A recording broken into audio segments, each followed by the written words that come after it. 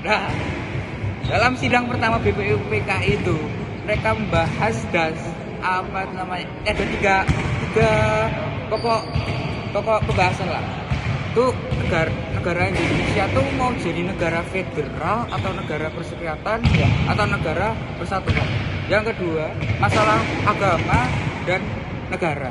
Yang ketiga itu ada apa itu namanya, masalah yang lain lah pokoknya. Nah, ada tiga tokoh yang mengusulkan dasar negara, yaitu I.R. Soekarno, Yusuf Soemono, dan Muhammad. Nah, akhirnya mereka membuat lagi organisasi bernama Panitia 9. Ya. Habis Panitia 9 mereka membuat sesuatu bernama Piagam Jakarta. Nah, Piagam Jakarta inilah yang menjadi dasar Pancasila. Itu sekian dari saya bab pertamanya. Bab keduanya kita serahkan kepada Zaki Al-Hakim. Nah, ini bab kedua itu membahas tentang Pancasila. Nah, Pancasila itu ada 5. Yang pertama, ketuhanan yang Maha Esa. Yang kedua, persatuan. Ketuhanan yang Esa, persatuan Indonesia. Persatuan Indonesia. Satu, ketuhanan yang Maha Esa. Kedua, Kemanusiaan yang adil dan beradab. 3, persatuan Indonesia. 4, kerakyatan yang dipimpin oleh 5 kebijaksanaan dalam permusyawaratan perwakilan. Yang 5, keadilan sosial bagi seluruh rakyat Indonesia.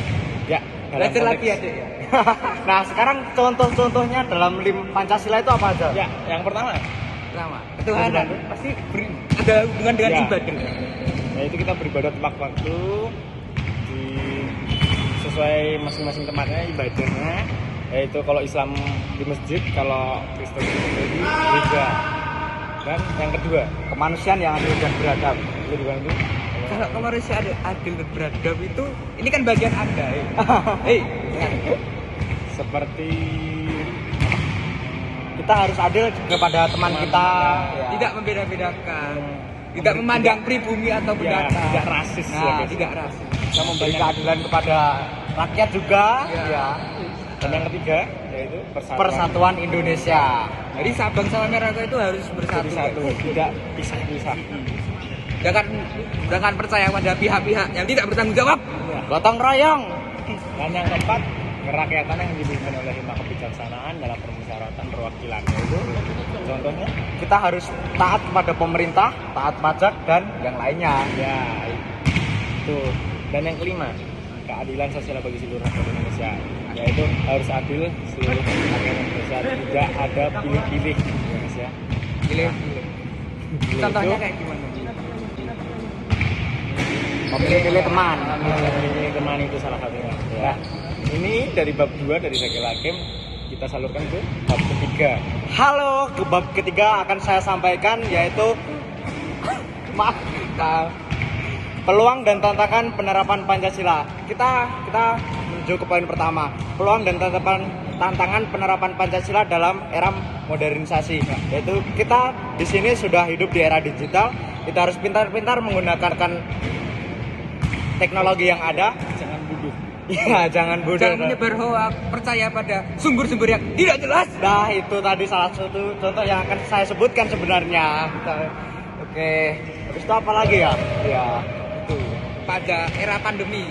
ya. Oh iya, pada era pandemi kita harus kita dibantu apa itu? Dibantu teknologi dalam era pandemi seperti misalnya itu saat kita dulu PJJ kita menggunakan handphone untuk mengerjakan tugas-tugas kita, bahkan sering menggoogle kan, sadar kan? Ya. Dan Anda saat guru Anda ingin absen, Anda rebahan.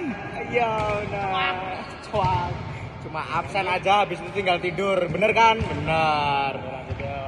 Dan itu apa itu? Kita hampir semua orang Indonesia itu sudah mempunyai HP sendiri-sendiri, gadgetnya sendiri-sendiri, sehingga informasi dan berita-berita dapat diakses dengan sangat mudahnya. Sehingga hoax dan berita palsu mudah tersebar. Maka dari itu kita harus pintar-pintar memilih berita yang akan kita sebarkan kepada media massa. Dan hati-hati jika kalian mencari atau itu harus dipercaya, jangan yang tadi hoax. Kompas, Detik, ya standarnya itulah. Ya. Mungkin cukup dari itu, dari saya sendiri, Damai Bumi. Ya, itu sekian dari kami ya. Kami dari kelompok Tan Malaka, inilah podcast kami. Ya. Saya Gabriel Honzi. Saya Damai Bumi. Saya Zakil Hakim. Ini tugas kami. Terima kasih. Terima kasih. Mundur diri aja nih.